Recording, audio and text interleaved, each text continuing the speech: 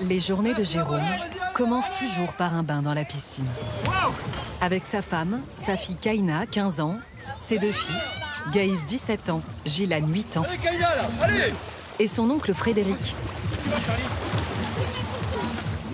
Jérôme, chef d'entreprise dans le bâtiment, s'est offert des vacances dans cet hôtel-club, les premières depuis le début de la pandémie. Après le Covid devant, on n'a pas pu voyager, donc ça fait du bien. Retrouver un peu le soleil et puis les vacances, la liberté. Ils vont péter les dents. Les Gilbert sont bien contents d'avoir quitté la grisaille de Soissons. Ah non, là, c'est du handball rugby, là. Même mes potes, ils m'envoient des messages. Toi, il fait 28 degrés, nous, il fait 0, il pleut. Moi, là, je suis à la piscine, ils sont en train de jouer à la console parce qu'il pleut dehors, ils peuvent pas sortir. Il t'en reste. Tout est compris dans leur formule. Pour 1 200 € par semaine, le vol depuis la France, l'hébergement, la nourriture, une dizaine d'activités quotidiennes et l'alcool à volonté. 11h30, pour Jérôme, c'est déjà l'heure de l'apéro.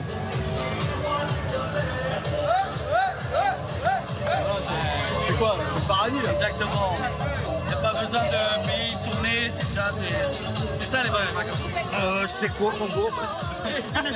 Frédéric, maçon à la retraite, est le bon vivant de la bande. Whisky coco. Ah, c'est bon.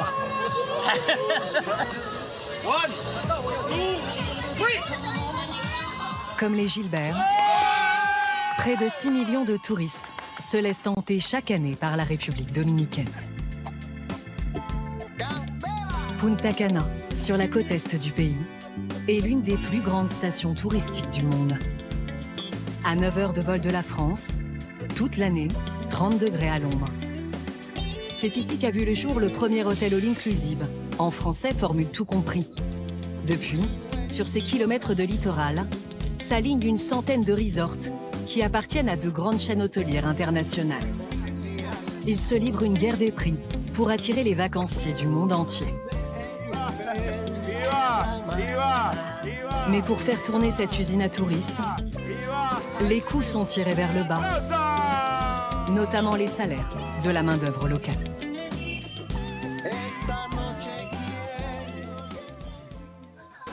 L'hôtel de la famille Gilbert appartient à un groupe espagnol qui en possède 26 à travers le monde. Il compte 1 millier de chambres, 8 bars, 5 piscines. Ici travaillent à temps plein 900 salariés, comme Philippa, 38 ans, femme de ménage. Je nettoie tous les jours ici. Ça doit être impeccable.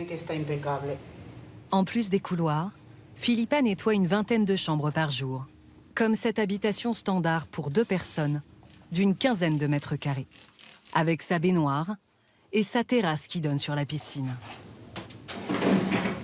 Philippa est payée 430 € par mois, 2 € net de l'heure, 30% de moins que le salaire moyen du pays. J'ai seulement 20 minutes pour faire la chambre, car le client va vite revenir. Je transpire beaucoup. C'est du sport, ce métier. Le temps fort de la formule all inclusive, ce sont les 3 repas par jour. Les clients ont le choix entre 8 restaurants à la carte, comme ce japonais. Celui qui a le plus de succès, c'est cet immense buffet à volonté, où les Gilbert mangent tous les midis. C'est du bœuf avec... dedans, il doit y avoir des haricots. Mais on sert en plusieurs fois. Ça fait moins gourmand. Une vingtaine d'entrées et plats au choix, sans parler des multiples fromages et desserts.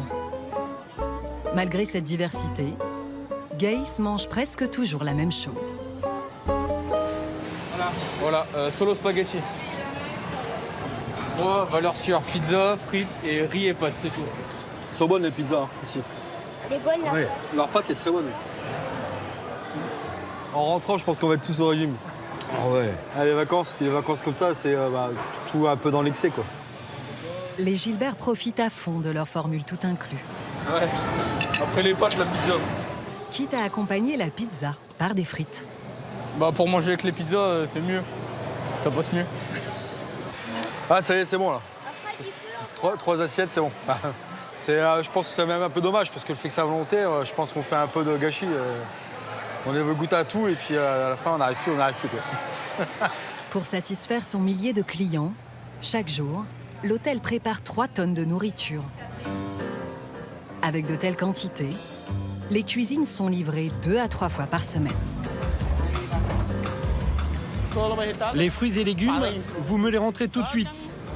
Et vous me les rangez correctement. José Luis, l'assistant du chef, contrôle la marchandise.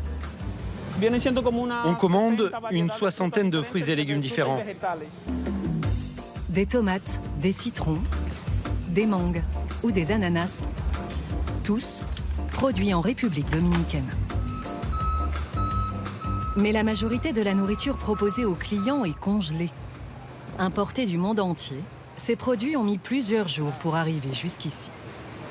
On vérifie la température de la viande. Tout doit être à moins de 18 degrés, sinon on renvoie. Ce jour-là, principalement de la viande venue des États-Unis et du poisson commandé par Hector le boucher. Ce sont des filets de dorade. Ils viennent de Chine. Il y en a quelle quantité? Il y en a 200 kilos. En République dominicaine, on a des dorades. On a tout type de poissons. Mais on n'en a pas suffisamment pour nourrir tous les clients de l'hôtel. Ces dorades, on les paye plus cher, mais au moins on est sûr d'avoir de grandes quantités pour nos clients. Ce qui prend le plus de place dans le camion, ce sont ces 400 kilos de frites égyptiennes. Pourtant, la pomme de terre pousse bien sur le sol dominicain. Mais faire parcourir 10 000 km à des frites pré-cuites coûte moins cher que de les fabriquer avec des pommes de terre locales. Ça demande trop de travail de faire des frites. C'est beaucoup de préparation. Alors vous faites des économies en temps et en personnel. Exactement. En tout, ce matin-là, 6 tonnes de surgelés, d'une valeur de 50 000 €. Le stock d'une vingtaine de jours. Julio, 55 ans, est le chef cuisinier de l'hôtel. Ce Dominicain travaille ici depuis 5 ans. C'est ici qu'on cuisine tout ce qui est chaud. Les soupes, les sauces, les viandes, les poissons. Le chef est à la tête d'une brigade de 130 personnes. Ici, vous avez les aubergines à la plancha. Et là, un bœuf à l'étouffée. Environ 80 plats sont fabriqués au quotidien. Et le menu change tous les jours. Alors, comme dans une usine, chaque employé a une tâche bien définie. Rosaura passe sa journée à découper des légumes. Là, je prépare les entrées pour ce midi. Elles doivent être prêtes à 10 h, puis j'enchaîne sur les entrées pour ce soir. Je prépare une paella. Je mets une grande quantité d'huile d'olive.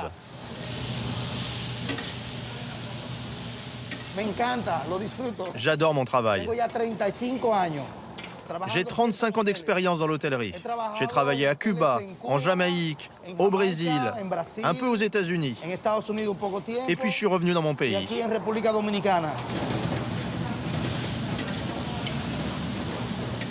Julio doit satisfaire les papilles des touristes venus du monde entier. Mais la variété coûte cher. J'ai besoin que tu regardes de près toutes les commandes pour être sûr qu'on ne dépasse pas le budget. On a combien de clients demain? Environ 950. Alexandra, responsable des achats, contrôle chaque dépense à l'euro près. Ce montant, c'est celui des petits déjeuners. J'ai 660 € de budget et il me reste de la marge. Le chef dispose d'une enveloppe d'environ 3 € par client et par repas.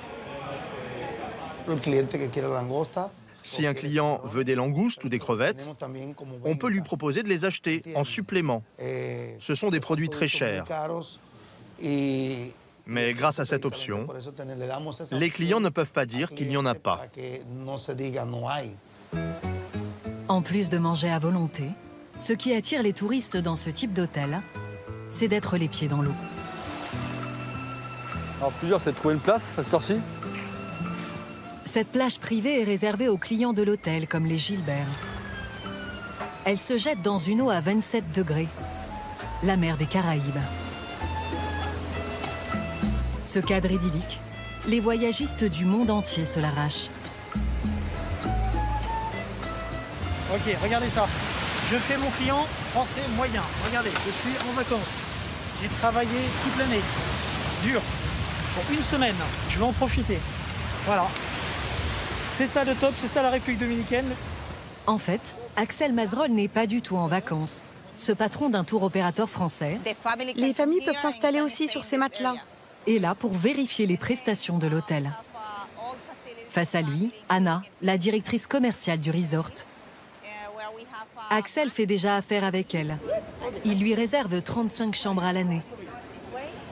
Un chiffre qu'il compte doubler. Et il va tout faire pour obtenir une ristourne. Regardez ce que l'on propose ici. Là, c'est le petit déjeuner dominicain et là, l'américain. Let's try. Santé. Axel joue le rôle d'un touriste français, très exigeant. Do you have some croissants? You know the French like the croissant? Les croissants? Can I have one? Oui, allez-y. Merci. C'est comment? It's good. Aussi bon qu'en France? It's not like in France. But it's good, it's good. Le français, il est à part. Il a du mal à vivre dans la mondialisation. Il aime bien qu'on lui parle aussi dans sa langue. Il aime bien retrouver son petit croissant. Il aime bien retrouver ses petits plats. Et donc, toutes ces petites attentions. Donc, voilà, ça fait partie effectivement de notre métier, de vérifier qu'il y a bien toutes ces prestations pour qu'il passe un bon séjour. Voici le type de chambre qui plaît le plus à nos clients. Il y a un jacuzzi, une douche. And the famous bed. The beds are really, really good. Il faut tester. C'est la difficulté de mon travail. OK, rendez-vous dans 10 minutes. Anna fait visiter à Axel cette chambre haut de gamme. 2 800 € la semaine, en tout inclus, pour 2 personnes. No hot water. Ah non, il n'y en a pas? Ça met souvent un peu de temps à venir. Oh, look. Sorry, but look. Oh my gosh. Donc, regarde. Anna, je vais pouvoir négocier 10% supplémentaires. Génial, merci. Et là, vous voyez, un tout petit peu. J'ai trouvé l'erreur. Donc, ça fait 10 plus 10%, hein, c'est ça? On est à 20% de réduction. Hein. Axel attend de la responsable commerciale 10% de remise sur le prix des chambres.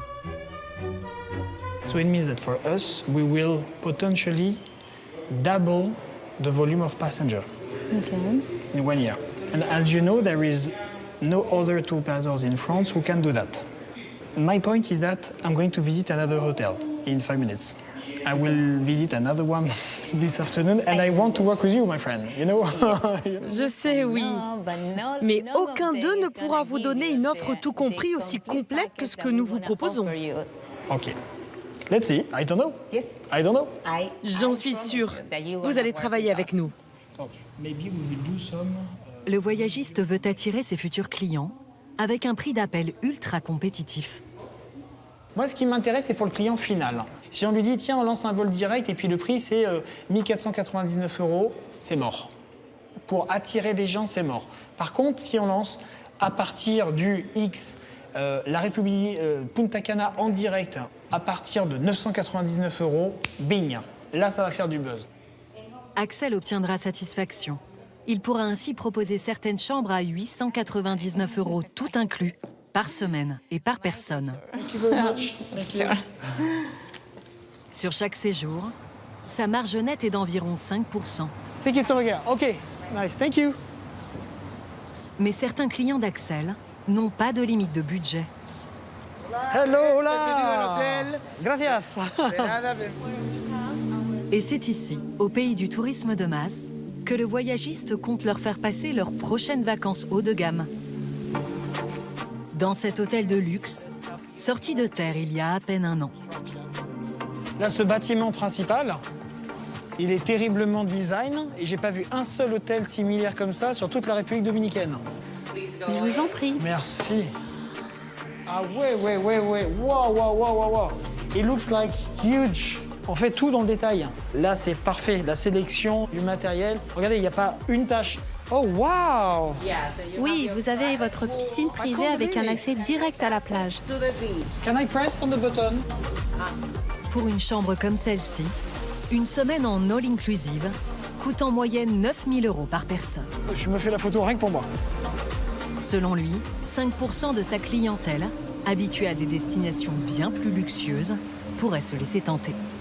Ici, on peut attirer des gens qui ont prévu d'aller plutôt sur l'île Maurice, plutôt sur les Seychelles ou sur les Maldives, et leur proposer de devenir une alternative dans les Caraïbes. C'est possible. J'ai aussi des clients qui peuvent mettre 20 ou 50 000 € à la semaine, sans aucun problème, et qui partent plusieurs fois dans l'année. Je leur proposerai cet hôtel avec grand plaisir. Que le séjour coûte 1 000 ou 10 000 € la semaine, à Punta Cana, le modèle du tout inclus pousse les touristes à rester captifs de leur resort. Chaque activité extérieure est en supplément. Voilà. Pour cette excursion sur une île paradisiaque, les Gilbert vont payer 100 € par personne. Thank you. Ouais, bon pas. Aïe. Ah ouais, ça bouge. Go tous. Pour ne pas trop les dépayser, comme à l'hôtel, animation et alcool à volonté.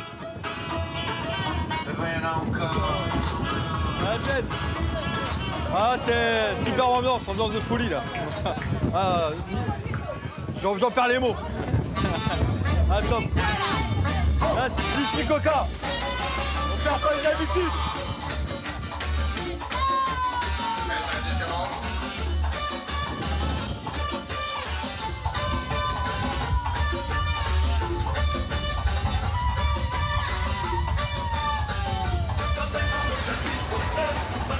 Là, c'est le rêve, là. Entre la musique, le bateau, tout le monde danse. C'est un moment que même les enfants n'oublieront pas, quoi. Après 1 heure de traversée, l'île de Saona se révèle. Petit bout de terre, réputé pour ses plages désertes, bordées de cocotiers et ses récifs coralliens. Voilà, on est arrivé sur le paradis sur Terre, là. Ouais, c'est magnifique. Incroyable. Il n'y a plus qu'à profiter. Les Gilbert s'empressent de piquer une tête. Dans ces eaux turquoises, la famille fait la rencontre de cette raie pastenague, puis d'une étoile de mer. Normalement, ça bouge un peu. Si, ça bouge, ouais. J'ai essayé d'en manger un bout, mais...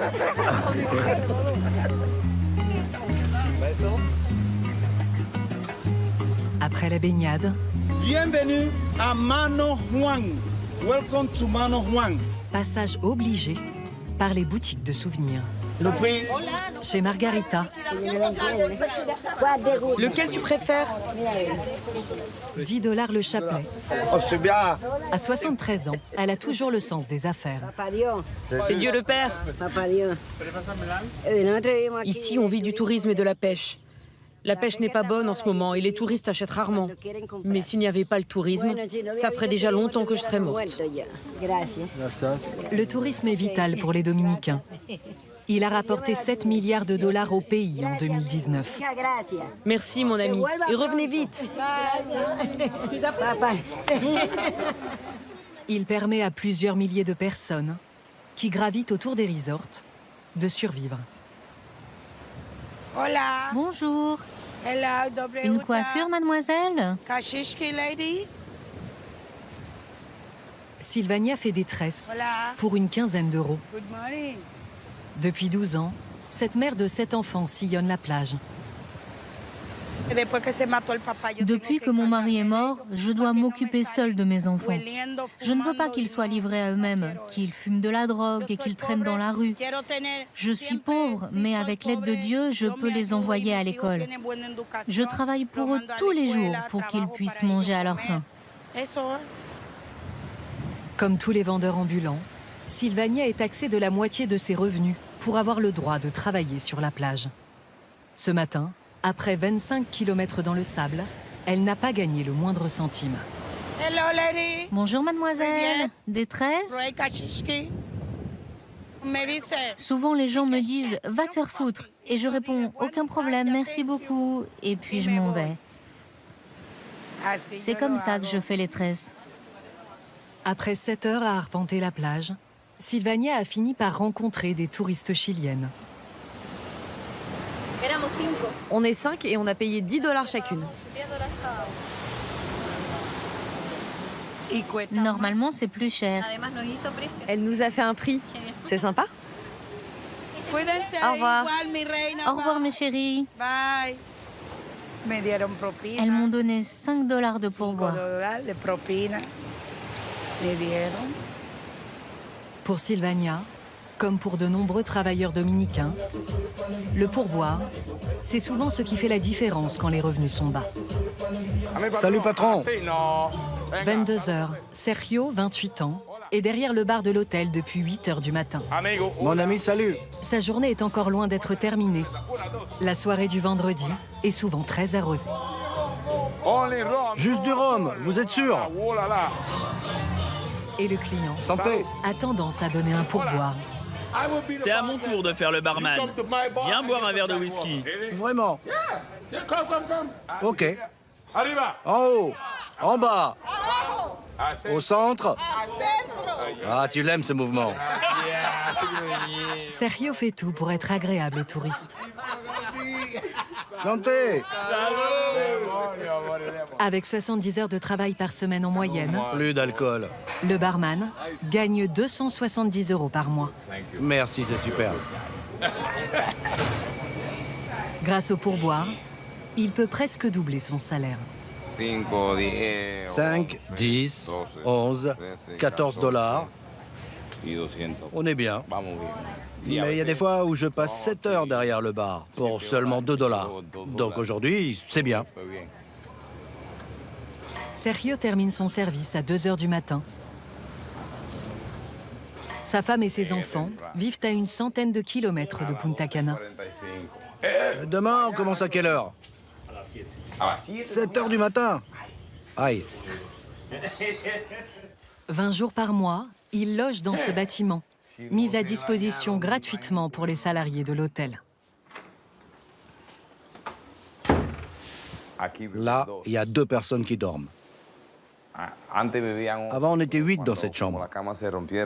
Mais comme plusieurs lits se sont cassés, au final, on n'est plus que 5 ici.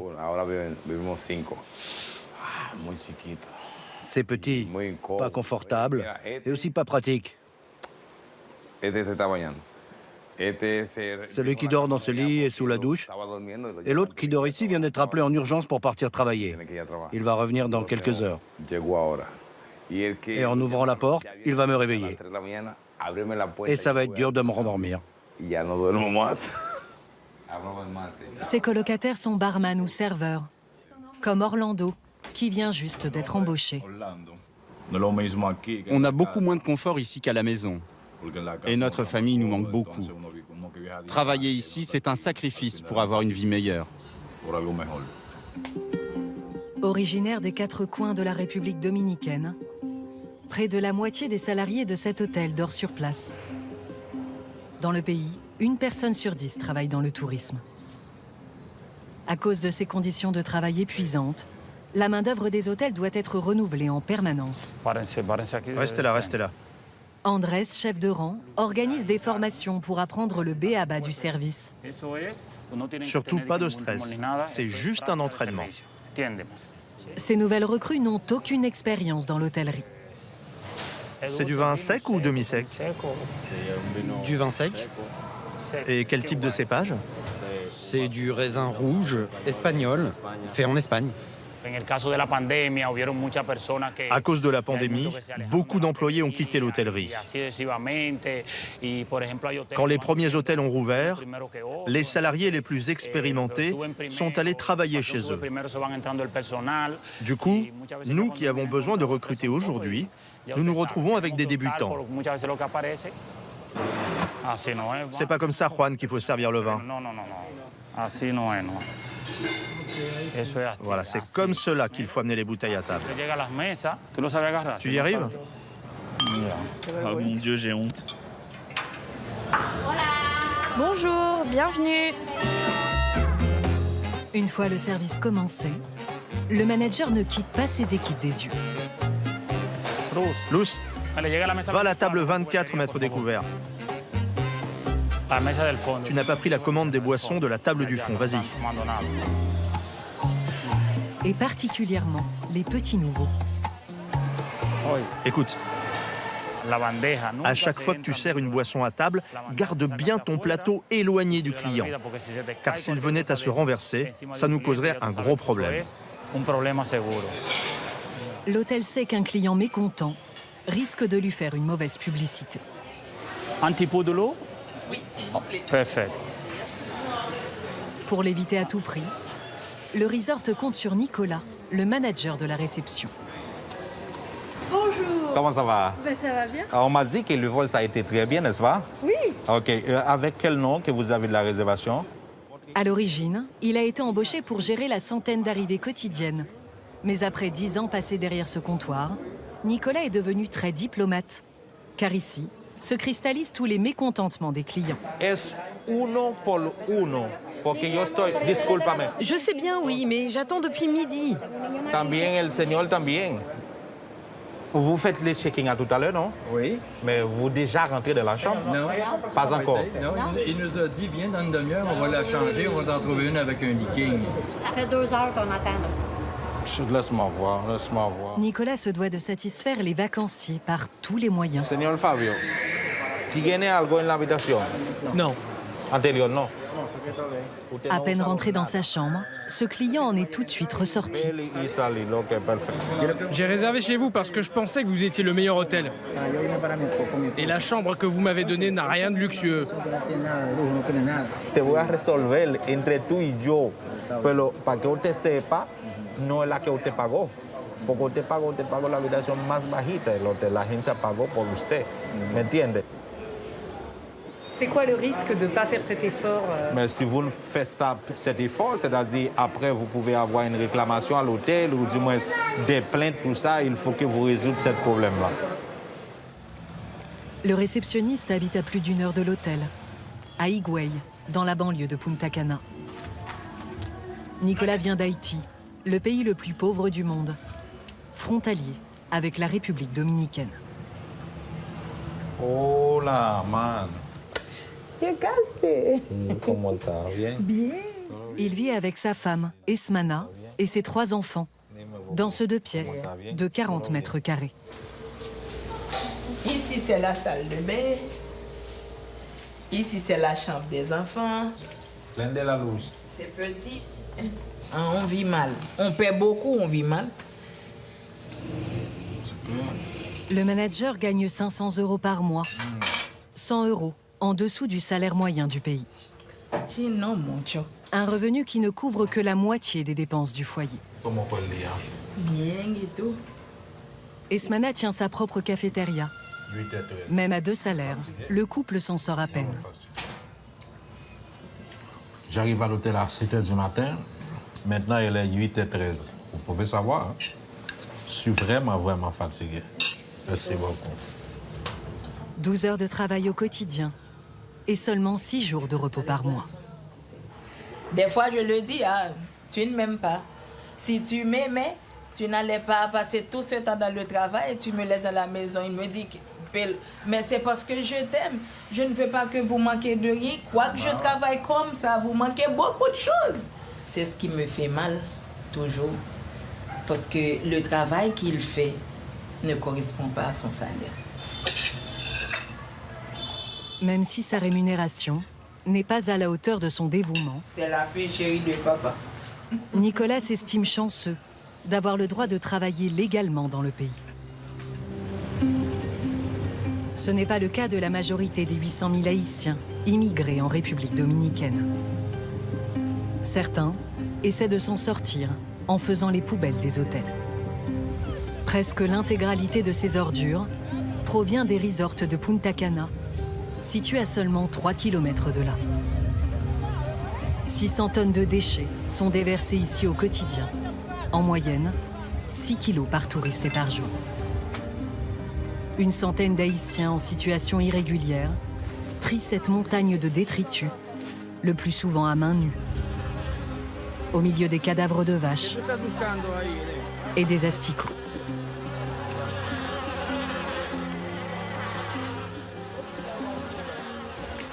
Là, j'éventre les sacs poubelles pour découvrir ce qu'il y a dedans. Andrés, 50 ans, vient tous les jours depuis 3 ans, à la recherche de tout ce qui pourrait avoir une seconde vie. Ce couteau vient d'un hôtel. Si je le vends, je pourrais m'acheter de quoi manger. Je peux gagner entre 2 et 3 euros par jour. Parfois, ça peut même monter jusqu'à 6. Il n'existe pratiquement aucun tri sélectif en République dominicaine. Ce sont des Haïtiens, comme Gilles Fett, 30 ans, qui s'en chargent. Le plus dur ici, ce sont les mouches et l'odeur. Et on se coupe aussi souvent avec les bouteilles cassées. En travaillant tous les jours ici, on peut gagner plus qu'un serveur d'hôtel. Mais c'est quand même mieux dans un hôtel, c'est propre et on est assuré en cas de problème de santé. S'il nous arrive quelque chose, on peut même se rendre à l'hôpital. Ces dernières semaines, Gilles Fett a réussi à collecter 3 tonnes de plastique. Il va les vendre 230 € aux employés d'une entreprise de recyclage venue de la capitale.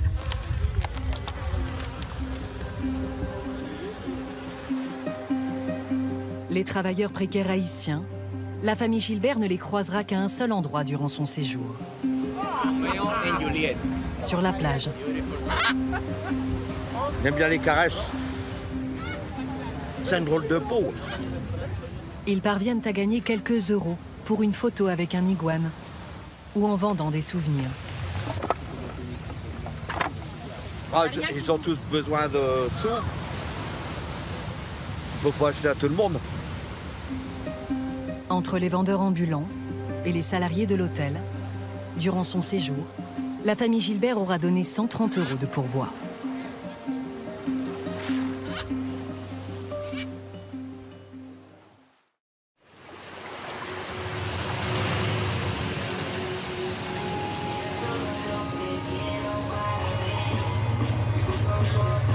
C'est dans ce décor paradisiaque qu'Aurore, 17 ans, passe tous ses dimanches. En fait, ici, c'est notre petit coin à nous, les jeunes. Devant, il y a tous les adultes, les personnes âgées. Et nous, on est en fait derrière, on est tous les jeunes, on fait un peu la fête, un peu la musique. Au rythme des chansons dominicaines, cours de danse locale dans une eau à 30 degrés. T'es mignonne avec ta sucette. Ils aiment bien les Françaises, les Dominicains? J'adore ça. Les dimanches en France, c'était à la maison à cause du froid, les devoirs, la télé. Là, voilà quoi.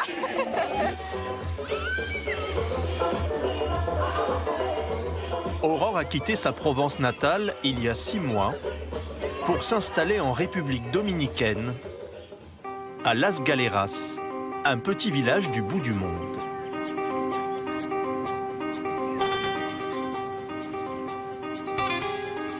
C'est 15 km de plage quasi déserte. C'est cocotiers à perte de vue. Et sa faune marine exceptionnelle.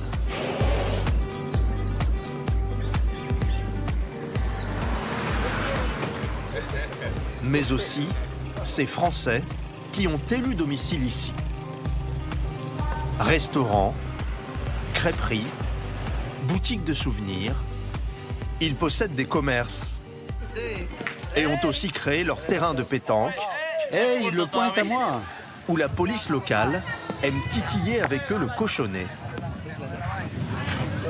J'ai appris à jouer avec les Français, ils sont très forts. Ils sont 220 à vivre ici toute l'année, plus de 10% de la population. Un petit bout de France, à 8000 km de Paris. Comme dans tout bon village gaulois, il y a un boulanger qui se lève tôt. Il est 2h30 du matin. Robert, 65 ans, s'apprête à enfourner ses premières baguettes avec sa femme Michel. 45 années de mariage, dont 29 passées sur les routes du sud de la France, à bord de leur camion à pizza. Voilà. Le couple découvre Las Galeras pendant des vacances et décide de s'y installer. Grâce à la vente de leur maison et de leur commerce, ils pensent se la couler douce. C'était sans compter sur les autres Français du village. Quand on les invitait à manger, on leur faisait du bon pain, des bons gâteaux français, bien sûr. Et ils nous disaient, mon Dieu, mais c'est dingue, fais-nous une petite boulangerie. Il n'y en avait pas à l'époque, hein. Je vous parle de ça il y a 16 ans.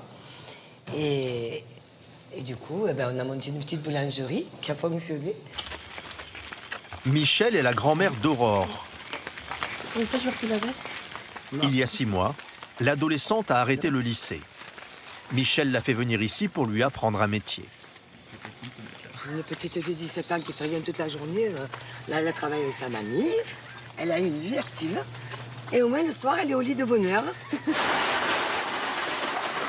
En échange du gîte, du couvert et d'un peu d'argent de poche, Aurore travaille 7 heures par jour pour sa mamie. En 16 ans ici, Michel a appris l'espagnol, la langue officielle. Aujourd'hui, sa clientèle est aux 3/4 dominicaine. Avant, vous connaissiez la baguette? Non, je connaissais pas. Et vous aimez? J'aime en manger avec du chocolat, c'est super bon au petit déjeuner, ça met un coup de fouet. Comme les affaires marchent, Michel peut fermer boutique dès 14 h. Elle et son mari gagnent 2000 € par mois, suffisant pour se payer cette grande villa avec piscine. Comment ça? Très bien, et vous? Roberto. Et du personnel, jardiniers et femmes de ménage, payés au salaire minimum dominicain. Ici, on peut se permettre d'avoir des employés, parce que la vie est pas chère. Chez nous, c'est 10 € l'heure. Alors qu'ici, 10 € l'heure, ça fait 100 € par jour si tu la gardes 10 heures. Alors que moi, je la paye au moins 100 € par mois.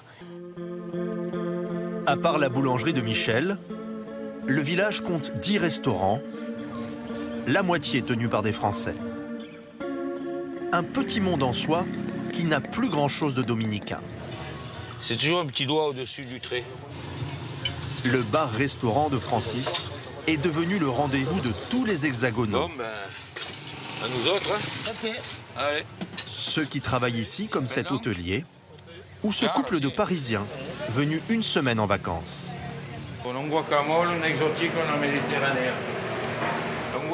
À part ses 6 employés, aucun Dominicain dans son restaurant. Et voilà. Il faut dire que Francis pratique des tarifs pour touristes. 20 € par exemple pour cette assiette. Avec un beurre rayé persillé. Vous pouvez utiliser le beurre rayé persillé aussi pour la langouste si vous voulez. Voilà. Après avoir tenu un bar à Aix-en-Provence et baroudé partout dans le monde, Francis a posé ses valises ici il y a 17 ans. Vous avez choisi, ça y est? Il a entamé une deuxième vie à Las Galeras.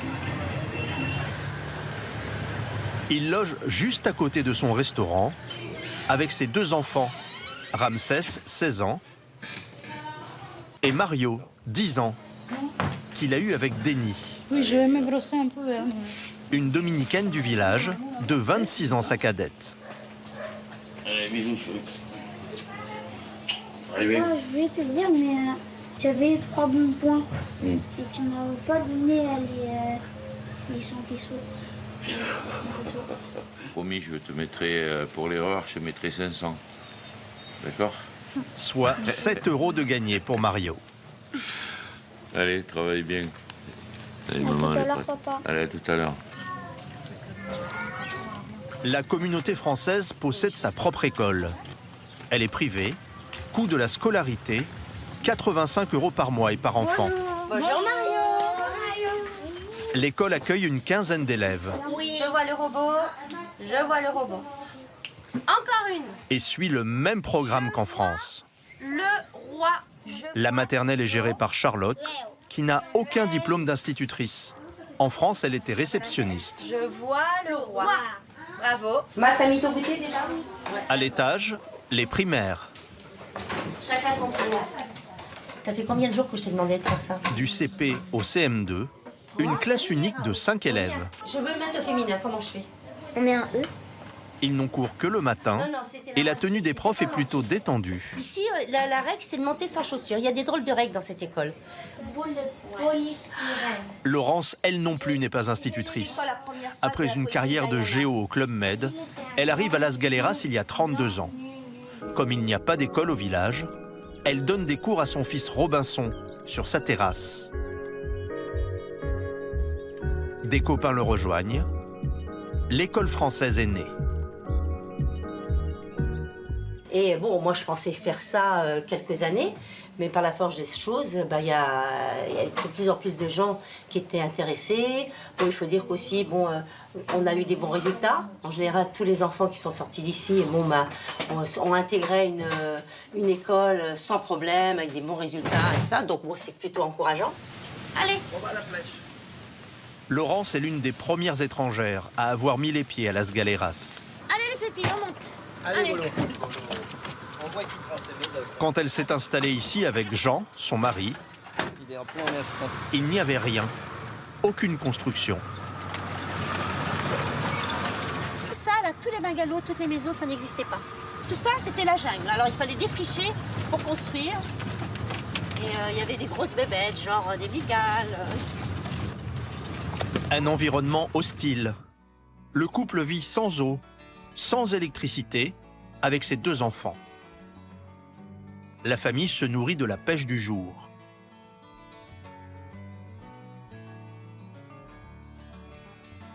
C'est grâce à Bertrand, son frère, que Laurence a débarqué. Ce navigateur découvre l'endroit par hasard, dans les années 80. Il avait dit, le jour où je trouve le paradis, je te fais signe. Et il m'a fait signe, donc il avait trouvé le paradis. Voilà. Il a eu du flair, un peu visionnaire aussi. Ouais. À l'époque, il n'y a pas un touriste. Bertrand, aujourd'hui décédé, achète des dizaines de terrains au bord de l'eau et construit des maisons.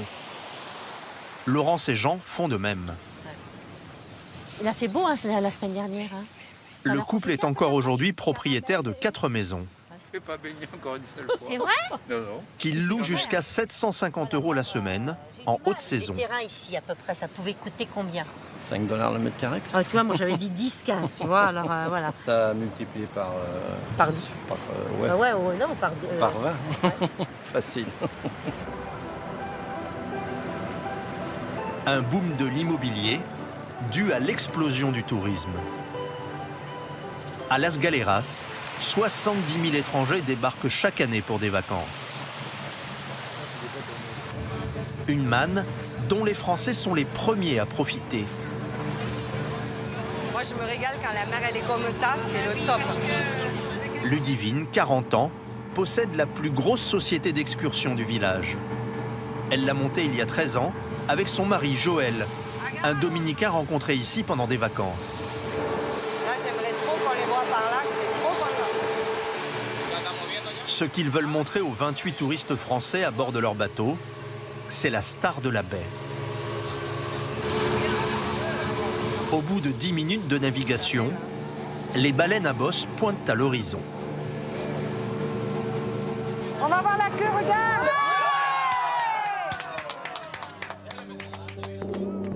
Entre janvier et mars, jusqu'à 1500 femelles viennent mettre bas dans les eaux chaudes de cette baie.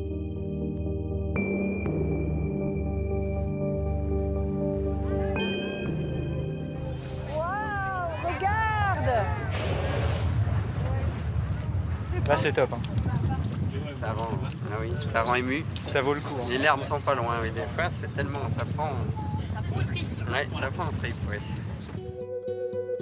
Chaque touriste débourse 60 € pour l'observation des baleines et une après-midi dans un lagon bleu turquoise.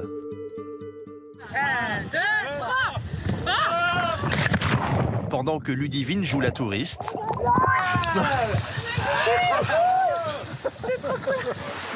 sur la plage, Joël est au fourneau. Au menu ce midi, poisson grillé et langoustes. C'est une marinade, c'est un secret de la maison. Mais bon, c'est à base de poivron vert, céleri, et après on met des oignons, un peu d'huile d'olive et vinaigre. Un self-service 5 étoiles. On a envie presque de lécher la coquille. Non, c'est trop bon. Joël et Ludivine possèdent 4 bateaux et organisent des excursions tous les jours. Chiffre d'affaires quotidien, 1 700 €. On pleure comme une baleine, c'est ça? Attention à l'escalier. Ciao, ciao. Au revoir. Avec l'argent des touristes, ils se sont fait construire une grande villa au cœur du village. Allez, vas-y. Moi, je suis sûre que c'est Jenny qui va gagner et toi, tu vas perdre là. Eux aussi disposent d'une employée de maison qui s'occupe de leur fils Léandro, 4 ans. Ils ont embauché 14 autres habitants du village pour assurer les différentes excursions. Bonsoir.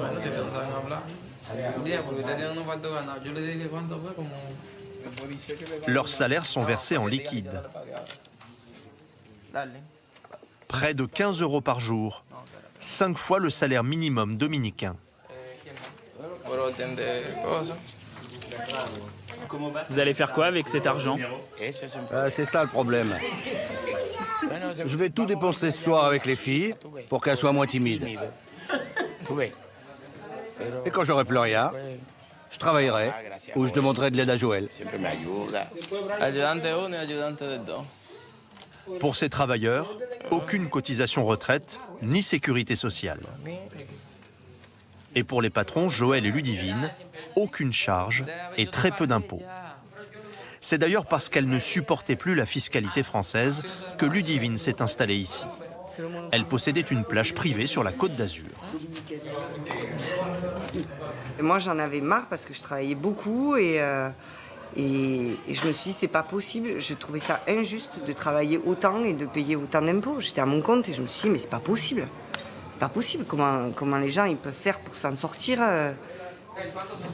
En France, ces impôts que Ludivine déteste servent à financer les hôpitaux ou les lycées notamment. À Las Galeras, il n'y a aucun des deux. Et cela pose rapidement problème aux adolescents français. Ramsès, le fils de Francis le restaurateur, est livré à lui-même devant son ordinateur. Il suit le programme de 3e via les cours en ligne de l'éducation nationale. Aujourd'hui, c'est dissertation, mais difficile de se motiver. C'est clairement, pour un gosse de 15 ans, c'est chiant, quoi. Je pense que la présence d'autres élèves motive beaucoup plus, en fait, tu vois. T'as envie de bosser plus et de donner ton maximum pour surpasser les autres, en fait, tu vois. T'as envie d'être le best, quoi, le numéro 1. Et là, là, tu sais que dans tous les cas, t'es le premier et dernier en même temps, quoi, parce que t'es tout seul. Ramsès pourrait intégrer le lycée français de Saint-Domingue, à 3 heures de route. Mais entre la scolarité et l'hébergement en famille d'accueil, cela coûterait 1 200 € par mois. Trop cher pour Francis, qui en moyenne ne se dégage qu'un salaire de 2 000 €. Français, c'est la numéro 2. Première, je l'ai déjà envoyée il y a quoi? Il y a 2 mois, 3 mois, je crois. Même si le restaurant de Francis affiche souvent complet, la haute saison ne dure que 4 mois. Et les frais sont élevés. Chaque semaine, il doit faire 3 heures de route aller-retour pour se ravitailler. Ben ouais, c'est contraignant, c'est pour ça qu'il faut partir tôt le matin, parce que comme on ouvre à 16 h, il nous faut... c'est speed, quoi. Voilà. On y va une fois par semaine, parce que bon, il faut amortir le trajet aussi. Le supermarché se situe à Las Terrenas.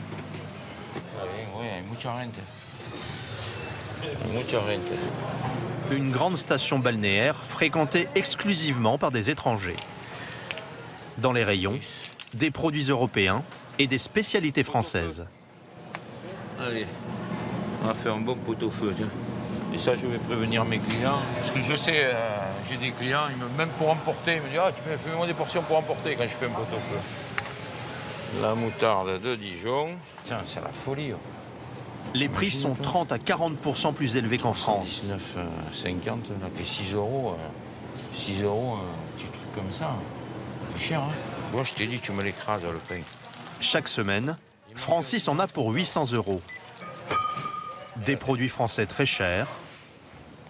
Et dans ce pays, des prestations qui ne sont pas toujours au rendez-vous. Ce matin, grosse galère pour Ludivine. Je crois qu'on n'a pas terminé aujourd'hui la journée. En plus des excursions, elle s'est lancée dans l'immobilier. Mais pas toujours facile de composer avec les artisans locaux.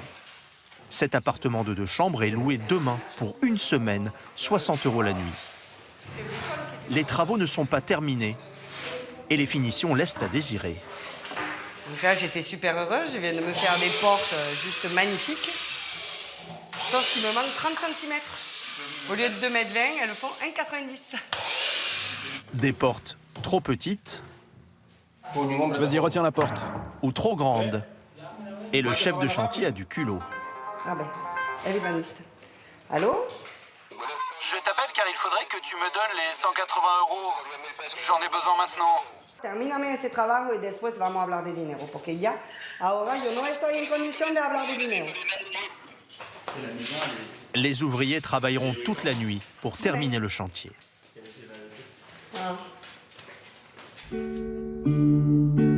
Las galeras, les galères en français. Pour certains, ce mot prend tout son sens. Il y a 5 ans, Isabelle et son mari Thierry travaillaient en France. Elle dans le recouvrement, lui comme électricien.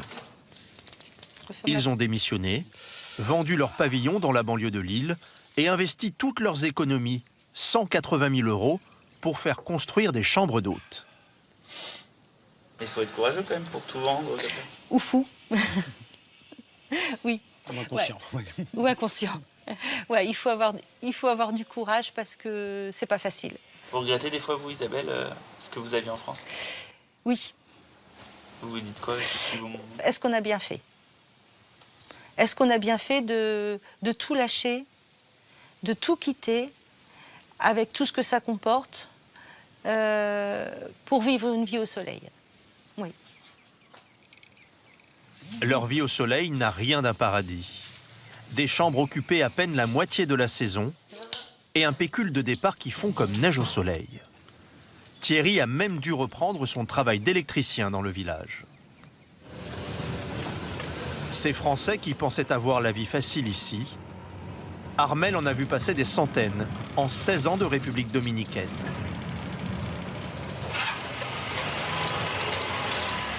L'ambassade de France l'a nommé chef d'îlot à Las Galeras.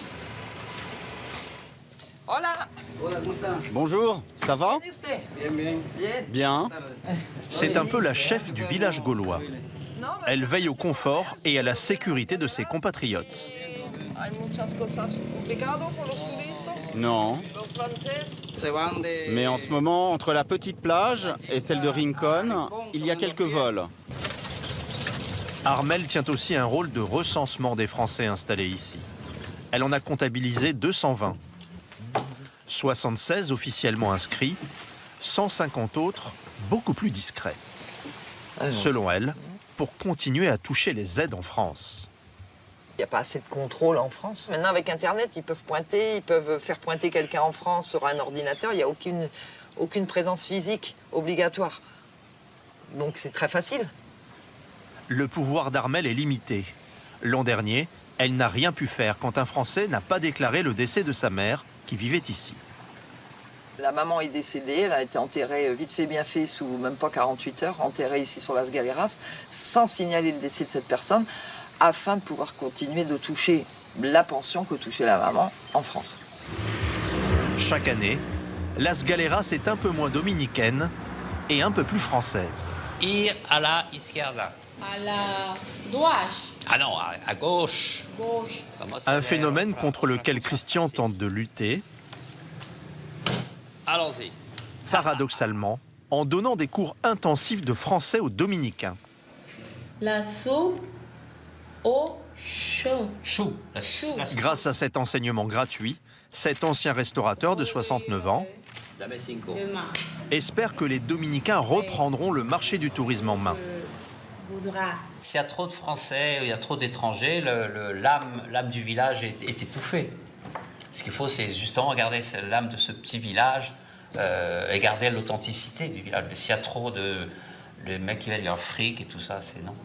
Ils tuent l'authenticité. Christian a déjà permis à une vingtaine de jeunes de trouver du travail. Certains ont même ouvert leur business. Une goutte d'eau. Chaque année, 5 nouvelles familles françaises viennent s'installer à Las Galeras.